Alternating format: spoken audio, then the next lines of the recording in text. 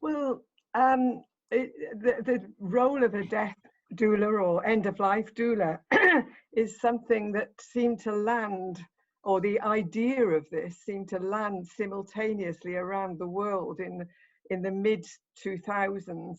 And it was only latterly that I realized that there were other people in the world doing something similar. And really, it's a role that is bringing death back to the individual, back to the community. End-of-life doulas are normal citizens, people who don't have a medical background, or not necessarily a medical background. And it's a companionship role, I think is the best way of describing it. So end-of-life doulas are available to support families into this extraordinary unknown territory. We don't encounter death in the way we used to. Even back in the 50s, death and dying was happening in the home. That's happening less and less now. So it's a strange, uncharted territory for most people, not only when they reach that point of dying, but for families. What do we do? How can we be with this? So end-of-life doulas are people who've done a bit of that journeying. They're ahead of that family, if you like, and they can support, give information, be a catalyst, if you like, in that situation. Yeah. A multi-dimensional role, really, I would say, Adam. Yeah, thanks, Hermione. Can I ask you, how did you get into this? Well, I was a trained nurse for many years, and also a midwife, and also done a lot of palliative care work. But I think 3 close to home deaths galvanized me a bit, again in the early 2000s, when I had 3 family deaths of 3 completely different kind. One, a sudden death, and I was rather horrified and shocked at how that was handled. Sorry, medically. Sorry. Oh, good. Okay, and then another elderly relative who had a very prolonged death, and prolonged really because of many medical interventions, I think. And then a rather timely, beautiful death of my mother, who it was her time. She chose to go. She asked if she could leave. And it was the most beautiful holding and fulfilling experience for me to walk alongside her as she left. And then more and more I began to feel very unhappy about the prevailing narrative that we have in society about death being a drama, or being always tragic, or there are very few representations of death as something simple, natural. It can be extraordinarily peaceful and beautiful. I feel we've got the wrong story. And I feel as citizens we've lost our confidence to be with death and dying. We've handed it over to the medical profession largely, or to the funeral directors post-death, and we've become less and less skilled at being able to be with death. So I felt there was a huge need for ordinary citizens to upskill, if you like, and so it is. You know, the training has been extraordinarily successful. I'm not a businesswoman at all, but I've never had to advertise, or it's been one of those amazing things that's just rolled and grown all on its own, really. Yeah. Great. You are My dissatisfaction with the story, I think, Adam, that drove me to develop this training. Yeah. Yeah, I mean, I do think of you as a social pioneer and very, very inspiring. Mm. One of the things that really resonated with me was when you said a beautiful death, because in my family, all the deaths that I know about of my older relatives have all been excruciating, gruesome, really unhappy events. So Yeah. when you said a beautiful death, when I first heard you say a beautiful death, I thought, well, is that possible? And is there anything that I could do now to enable a beautiful death? For yourself? Yeah, for myself. And then what I got from that was that I have a responsibility for my life and for my death. It felt like I was taking responsibility almost for the first time in my life. And that's really got me going on this journey. Yes, I think that's a really beautiful observation, because it's a funny thing to think, isn't it? Oh, I can take responsibility for my death.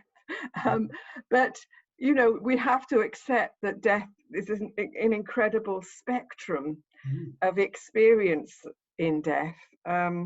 But I think there are lots of things that we can do to make it a better experience for ourselves. Absolutely, I believe that's true, and I think it's as a human being, to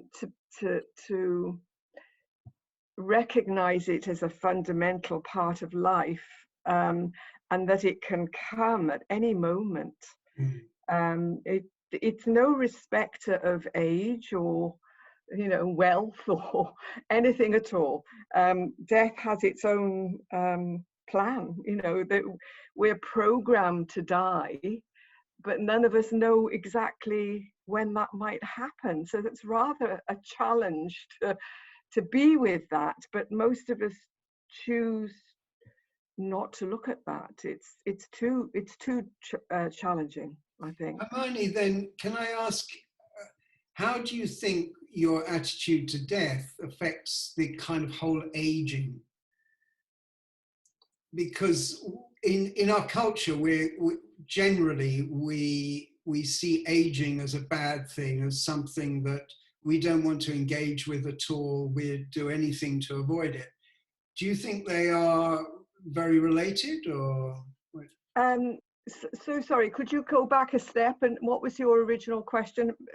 How is this affected my attitude to death in relation to my aging? Is that what you're asking? Well, yes, from a personal point of view, Yeah. or from a social point of view, you know, just generally your observation.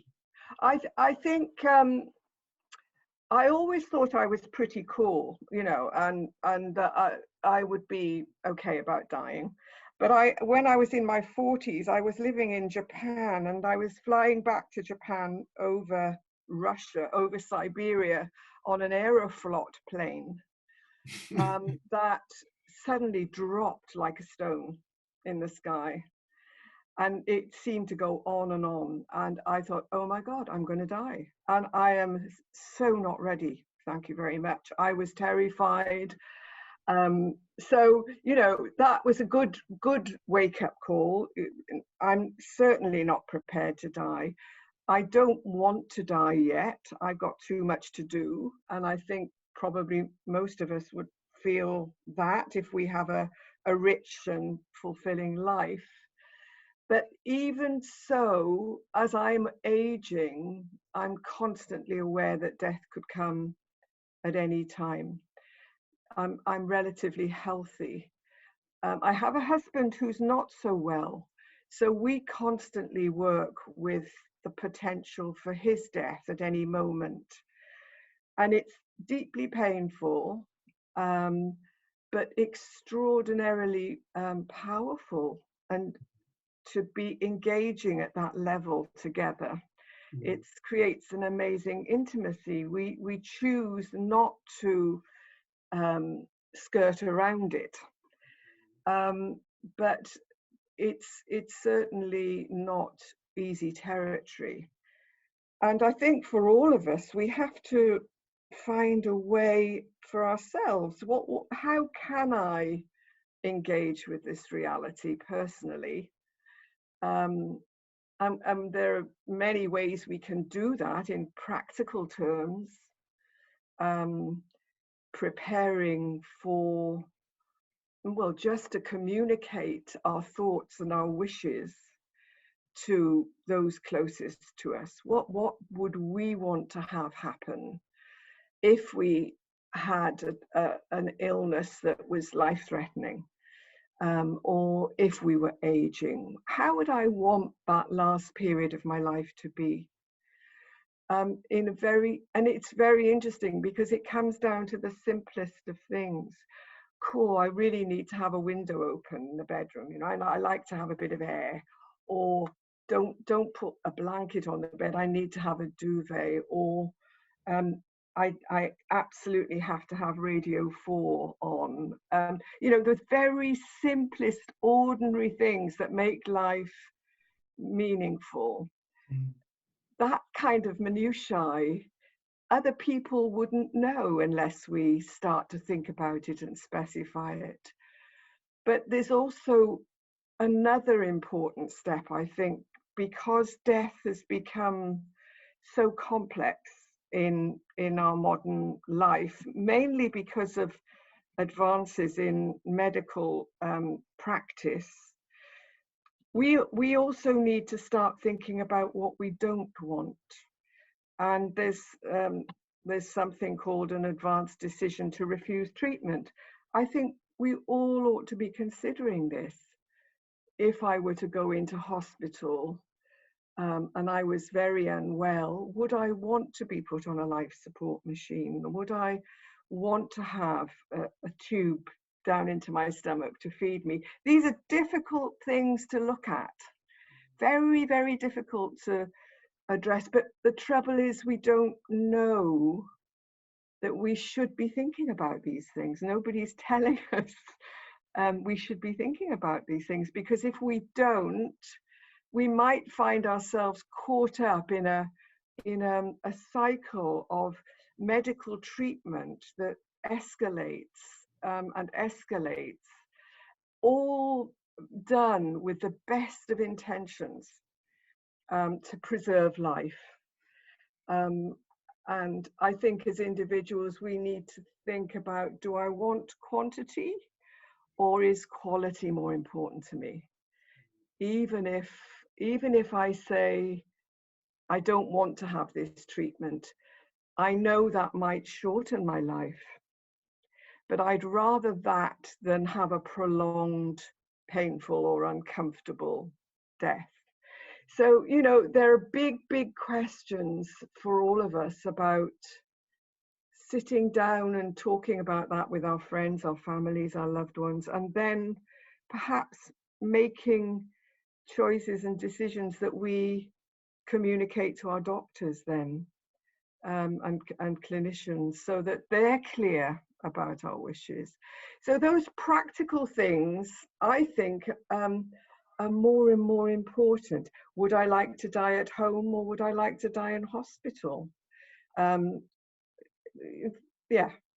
So, sorry, Hermione. So I'm just, and to tie in with what Adam was saying, Adam, you were saying it's about taking responsibility, and it seems you're echoing that precisely, Hermione. So that's empowering for people, because this idea that death, as you say, something can come at any time, and we tend, it seems to me, this is a generalization, but in the West especially, to kind of want to keep it out of the way, not think about it, it'll come and then I'll be dead, and then someone else can worry about the, you know, the aftermath of that. But by having the conversations, which are hard to have, by taking control of it in as much as we can have control, and taking responsibility, as you say, Adam, that gives us autonomy, that we have as much control over our end of life as possible. Yeah, I agree totally. And it's beautiful that you've contextualized it like that, because when people do take this step,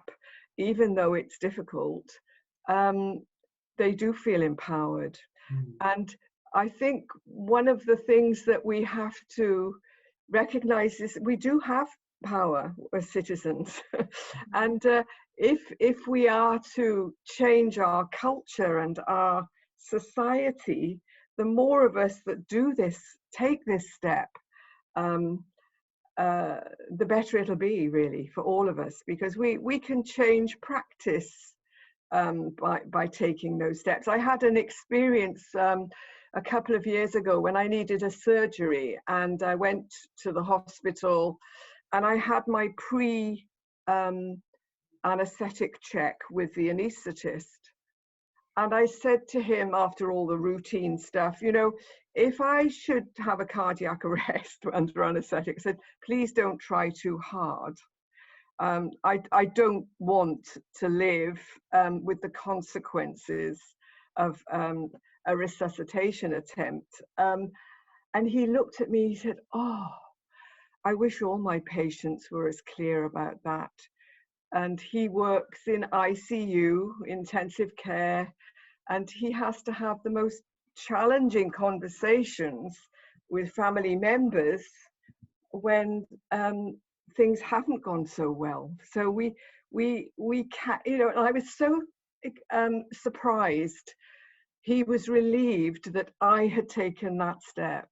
He wasn't able to ask me himself. Maybe that's too difficult for some in some practitioners, but he was very relieved that I made that clear to him. So it's benefiting other people as well. Totally, that's right. And you know, it's tragic and it's horrible for family members perhaps to have to make choices in these tragic situations, because they don't know what that person might have wanted. So it is it's not easy stuff. I know that. And it's tricky as well, isn't it, when there's someone in that situation who's really resistant to talking about it because of fear, you know, someone who's approaching death. And the family, so I'm talking of a personal experience where a family member was approaching death, the other relatives didn't want the conversation either.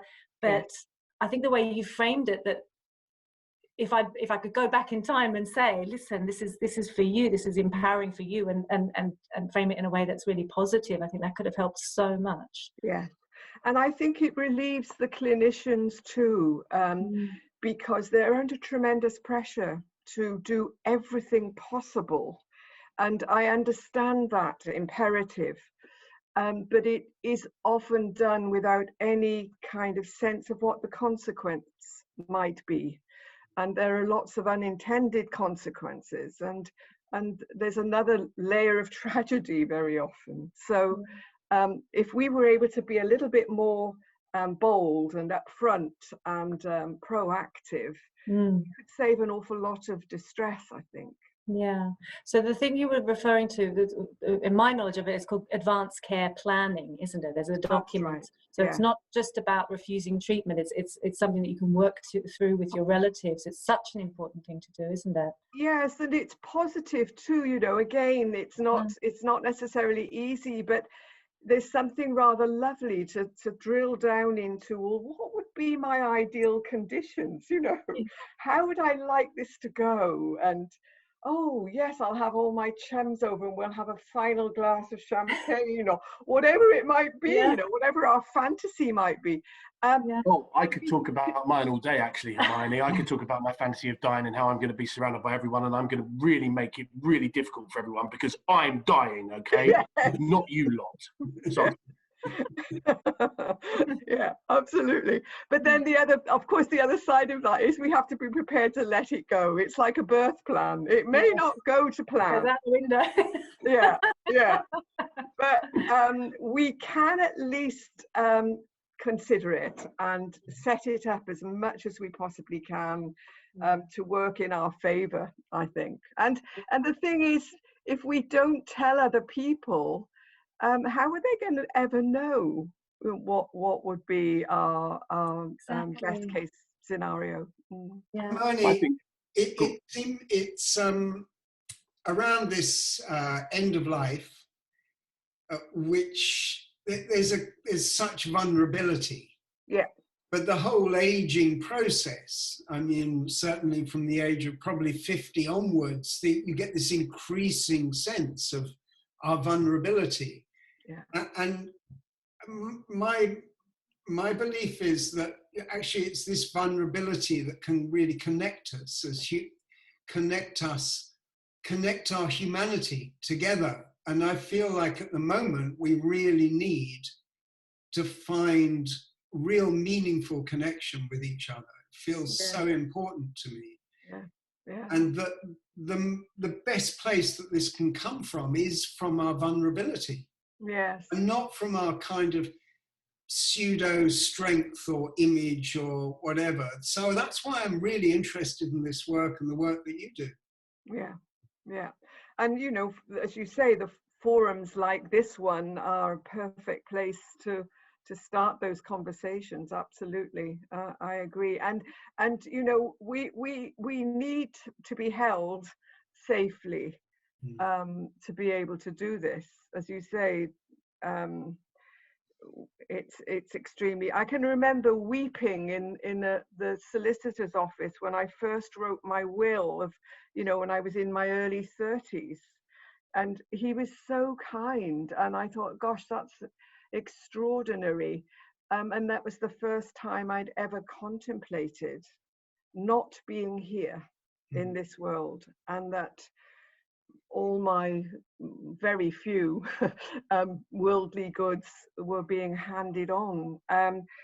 So we need kindness, and we need support and contexts in order to start to look at this. I agree with you completely. Great. Do you have any more questions, Anna or Jamie, or shall we move on to the breakout? I think we can move on in a moment. I don't think that when we speak, I don't think the video is displaying us. So we're going to deal with that technical problem during the breakout rooms. I don't know. We're probably not the main thing on your screen at the moment. So bear with us on that. Can see no, they can see it. Other people can see it. I think it's ours. Yes, you are. Yes, you are. Oh, okay. Thank you. Okay, I was misadvised on that. I shan't mention names. My takeaways from Hermione, thank you, that was really enlightening as usual, is maybe make some decisions, think about how you want, you know, what you would, if you are in perhaps the privileged position of being able to, because as you said, we could just drop dead right now, you know, but in that position, if you know it's coming, and to be able to make decisions about that, have the conversations, and I'm not sure, but we all know it's coming. Oh, well, the point is that we yes, exactly right. Absolutely. And you know, it's not just about the practical stuff. There's a level of inner preparation that we need to work with too, you know, and really recognize that ultimately dying is about letting go. And the material world is so compelling and seductive, and you know, so I feel my latter years are very much about releasing the hold of the material world, if you like, and gently letting go of my attachments to things and people and, you know, whatever. So it's that's a very important preparation, I think, for this ultimate. Absolutely. That reminds me of what my grandfather used to say: you can't take it with you. Yes, totally right. Yeah, that's right. You know.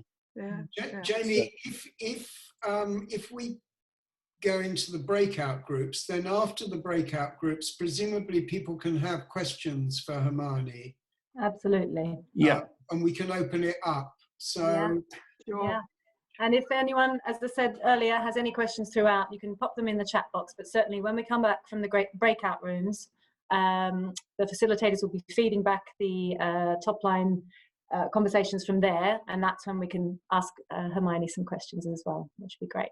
Brilliant. So what we'll do now is we'll have the facilitators come on and introduce themselves, and then Anna and I will quickly talk about etiquette in the breakout rooms, and then we'll then you can go to the breakout rooms, and Hermione and I can have a cup of tea with Adam, and Anna and Ben. And I want to know, Hermione, because the one thing I'm not clear about is, should I fly Aeroflot or not?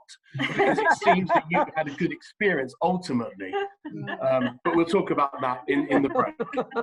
So let's have our facilitators, please. Who we go to first? Let's have Simon Chinnery, if you could unmute yourself and just give us a very brief, as we said, a very brief introduction and what you're bringing today. Thank you. Yeah, thank you, Jamie, thank you, Anna. Yeah, Simon, I listening to that, I feel a number of emotions, but I guess what I bring today is what I checked in right at the beginning with some friends, which was a mixture of fear and excitement. And and listening to the conversation just now, the overriding is curiosity and excitement. Brilliant. Thank you, Simon. Thank you. Hello, Kathy Warren. If you can unmute yourself, please, Kathy. Hello. Yes, thanks, Jamie.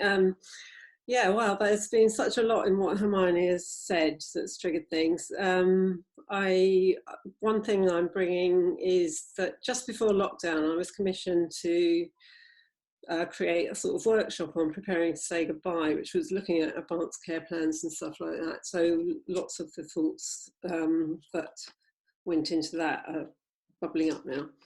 And it's been converted to a telephone conversation because of lockdown, sadly.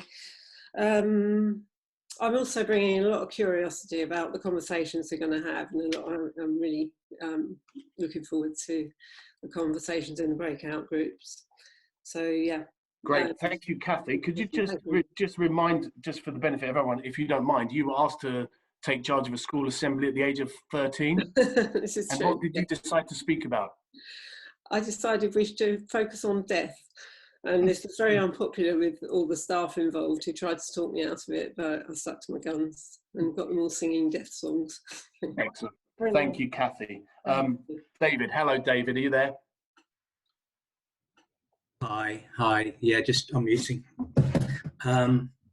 Yeah, I really enjoyed that, Hermione, and what I really liked about it was, as an introduction to myself, I think this works, just a sense of how practically you spoke about the subject of death.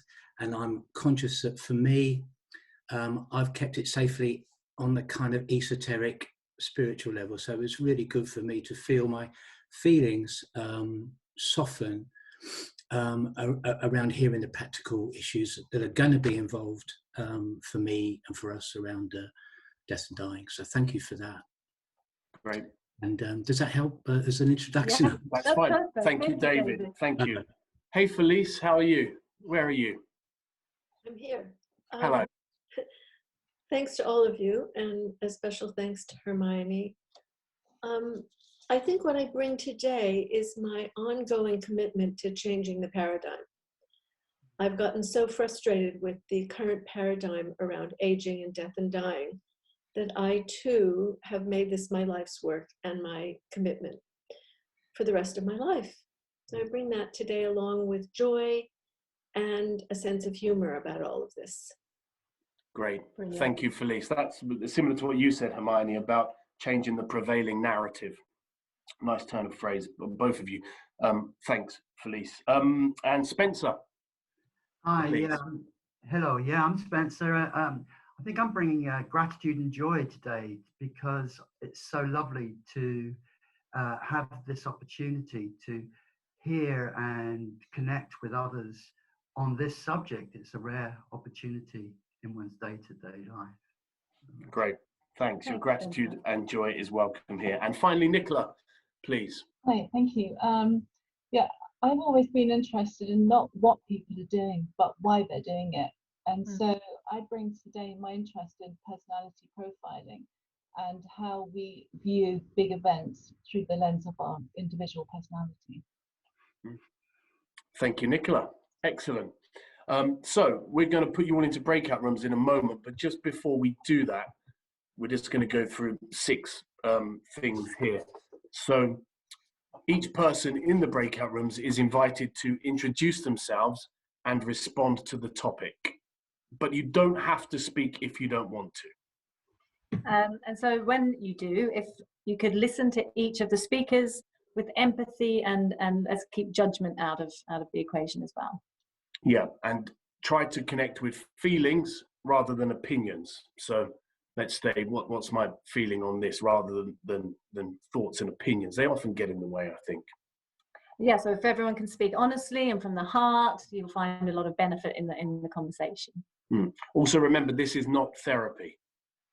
So, we're not therapists here. So I suppose keep yourself safe.